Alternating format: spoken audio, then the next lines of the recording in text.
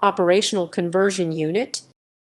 An operational conversion unit, OCU, is a unit within an air force whose role is to support preparation for the operational missions of a specific aircraft type by providing trained personnel.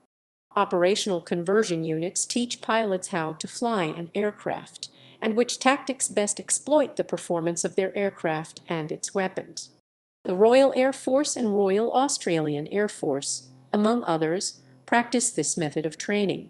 The United States Navy calls its units in this role fleet replacement squadrons. An example of an OCU is No. 29 Squadron RAF, which was the second RAF squadron to receive the Eurofighter Typhoon. The Royal Australian Air Force has a number of OCU. These include No. 2 Operational Conversion Unit, No. 6 Squadron, and No. 292 Squadron.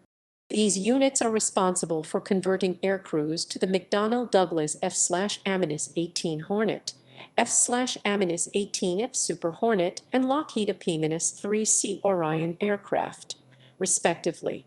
No. 42 Squadron RAF is the only OCU in the Royal New Zealand Air Force. It flies the RAF's 4 Beechcraft Super King Air B200 in a twin-engine conversion role. Until 2001, the RAF had No. 2 Squadron RAF. It flew the T-4K Skyhawk in a fighter conversion role but was mothballed along with the rest of the RAF's Air Combat Wing in 2001.